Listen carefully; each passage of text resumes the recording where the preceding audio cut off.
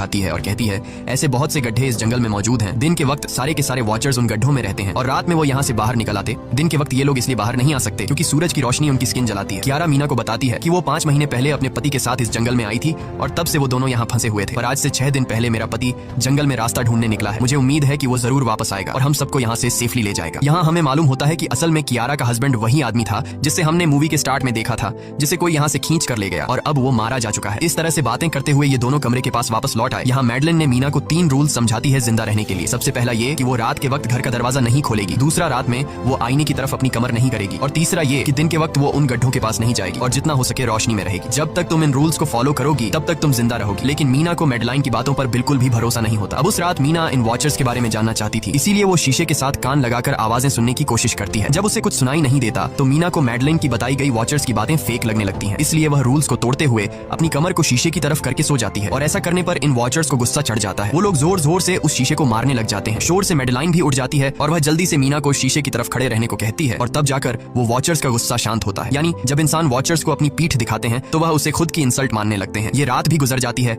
और अगले दिन मीना डेनियल के साथ शिकार पर निकलती है। वो डेनियल से पूछती है क्या आज तक तुमने किसी वॉचर को देखा है, जिस पर डेनियल ने जवाब दिया कि मैंने भी आज तक वॉचर्स को नहीं देखा और जो भी वॉचर्स को देखता है वो जिंदा नहीं बच पाता। तब मीना डेनियल को समझाती है कि मुझे लगता है कि ये सब मैडलाइन की बनाई हुई कहानियां हैं जिसके अंदर वो हमें फंसा रही है। हमें जरूर उन गड्ढों को जाकर चेक करना चाहिए, शायद हमें यहाँ से बाहर जाने का कोई रास्ता मिल जाए। डेनियल भी यहाँ रहकर बहुत ज्यादा तंग हो चुका था और वो भी किसी तरह से रास्ता ढूंढकर इस जंगल से भाग निकलना चाहता था, इसलिए वो मीना की बात मान लेता है और वो दोनों गड्ढे के पास पहुंच जाते हैं। अब मीना अपने आप को रस्सी से बांधकर इस गड्ढे के अंदर उतरती है। रस्सी का दूसरा सिरा डेनियल ने पकड़ा हुआ था ताकि अगर मीना को कुछ भी हो वो जल्दी से मीना को बाहर की तरफ खींच ले। मीना नीचे गड्ढे में पहुंच जाती है जहां उसे बहुत सारा इंसानों का सामान मिलता है। मीना उस सामान को इकट्ठा कर लेती है। ये सारा सामान उन लोगों का था जो जंगल में वॉचर्स के शिकार हो चुके थे। डेनियल रस्सी के सहारे कैमरा, साइकिल और जरूरत का सारा सामान को बाहर ले आता है। मीना अब नीचे इंतजार करती है कि डेनियल कब रस्सी नीचे फेंकेगा और मैं ऊपर चली जाऊंगी। और इससे पहले कि मीना उस गड्ढे से बाहर निकल पाती उसे गड्ढे के अंदर किसी के आने की हलचल सुनाई देती है। मीना जल्दी से डेनियल को रस्सी नीचे फेंकने की आवाज देने लगती है, लेकिन तभी मीना को पकड़ने के लिए